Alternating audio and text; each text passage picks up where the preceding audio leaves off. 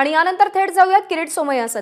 आज घाटकोपर होल्डिंग दुर्घटनामधले जे 17 मृत व्यक्तींचे मित्र परिवारचे सदस्य इथे आलेले आहेत। या 17 लोकांचा जे व्यथा आणि यातना आहेत हे सगळेचे सगळे छोट्या वस्तीत राहणारी लोक आहेत। आर्थिक दृष्ट्या त्यांची काळजी घेण्याची गरज आहे। कोणी रिक्षा ड्रायव्हर, कोणी टॅक्सी ड्रायव्हर, कोणी स्कूटर ड्रायव्हर, या सगळ्यांना न्याय मिळवून देण्यासाठी आज या 17 परिवाराचा लोकांसमवेत आम्ही निर्णय घेतला आहे। या पीडितांना न्याय मिळावा, दोषींवर कारवाई व्हावी आणि यांना मदत व पुनर्वसनासाठी मुंबई उच्च न्यायालयात आम्ही याचिका दाखल करणार। यात आश्चर्याची बाब आहे की Mumbai police commissioner office Kaiser खालिदला का वाचवत आहे? यात सगळ्यात मोठा जो गुन्हेगार आहे तो कैसर खालिद आहे। हे कैसर खालिदनी दळ परवानगी दिली, त्यात त्यांचा स्वतःचा हँडरायटिंग लिहिलं आहे। खालच्या अधिकाऱ्यांनी ऑब्जेक्शन घेतलं तर कैसर खालिदनी त्यांना बोलवून धापलं आणि लिहिलंय रायटिंग मध्ये, ACP is adamant, look unwilling to sign this. आणि या जे भावेश भिंडे यांचा आणि कैसर खालिदच्या आर्थिक व्यवहाराची चौकशी व्हायला हवी। भावेश भिंडेला 28 गैरकायदेशीर होल्डिंगची परवानगी बेकायदेशीररित्या लावण्याचे अधिकार कैसर खालिदने दिले। 13 होल्डिंग टिळक ब्रिज दादरला लावण्यात आले आणि त्याच पद्धतीने 16 होल्डिंग या पेट्रोल पंप परिसरात लावण्यात आले। SIT ला माझा प्रश्न असा आहे, त्यात अधिकृत डॉक्युमेंट उपलब्ध आहे SIT कडे। या कंपनीमध्ये 99.995% शेअर हे दृष्टी भावेश भिंडेचे। अजूनपर्यंत त्यांची अटक नाही झाली। यात एवढंच नव्हे तर मुंबईत आमचा हिशोबाने 5000 होल्डिंग लागल्यात, त्यातना अधिकृत 1167 आहे। आज म्हाडाची बातमी आली, म्हाडाच्या मुख्य अधिकाऱ्यांची माझं बोलणं झालं, म्हाडाच्या जमिनीवर 62 होल्डिंग लागले, त्यातना परमिशन फक्त 2चीच आहे, 2च कायदेशीर होल्डिंग, 60 इल्लीगल आहेत आणि वर्षानुवर्ष काही होल्डिंग 10 वर्षापासून आहेत। तर या म्हाडावरील बेकायदेशीर होल्डिंग साठी पण SIT बसली पाहिजे। हे ज्या 1167च्या ऐवजी 5000 होल्डिंग लागलेत, त्या जो अधिकारी आहेत त्याच्यावर कारवाई व्हायला हवी अशी आमची मागणी आहे।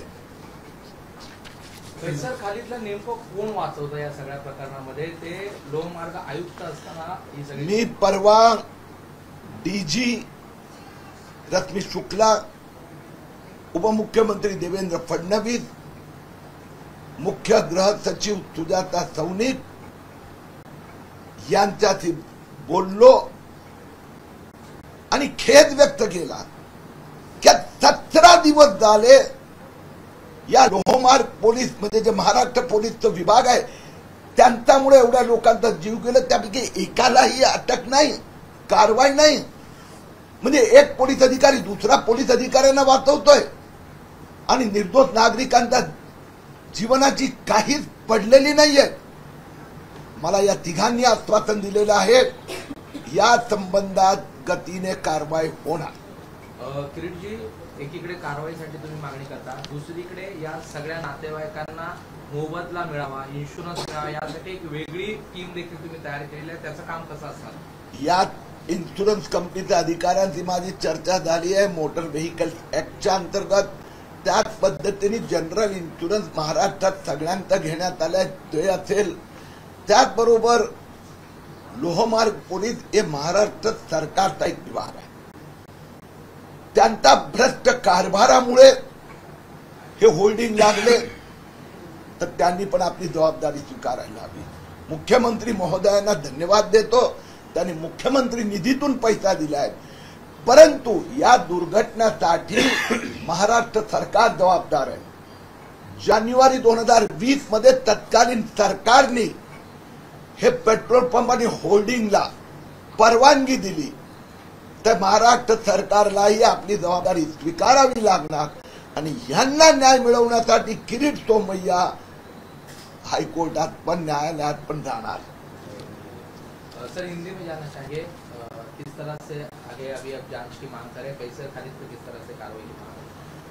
आज घाटकोपर दुर्घटना में 17 मृत परिवार के मित्र और परिवार के सदस्य यहाँ पर मेरे साथ में हैं.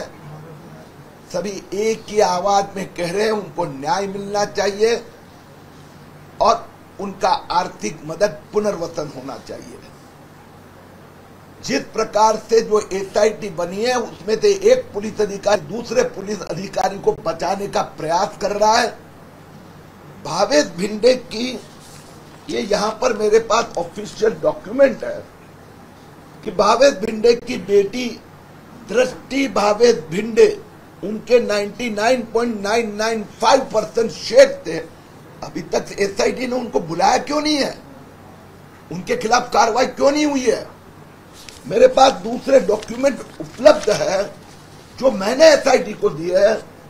ये जो कैसर खालिद ने परमिशन दी उसमें उनके हैंडराइटिंग में उसने लिखा है, ACP adamant looks unhappy unwilling to sign this. और जबरदस्ती दादागिरी करके कैसर खालिद ने इनको परमिशन देने लगाई. कैसर खालिद और भावेश भिंडे ये पार्टनर थे. होल्डिंग की परमिशन दादर तिलक ब्रिज, लोहमार्ग वसाहत और घाटकोपर में सिर्फ 5 होल्डिंग की परमिशन, लेकिन होल्डिंग लगे 28. और इसलिए हमारी मांग है कि कैसर खालिद को तुरंत गिरफ्तार किया जाए. मैं इस विषय को लेकर इन पीड़ितों को न्याय मिले और उनका आर्थिक मदद व पुनर्वसन के लिए मुंबई उच्च न्यायालय में हम अगले कुछ दिनों में याचिका दाखिल करेंगे.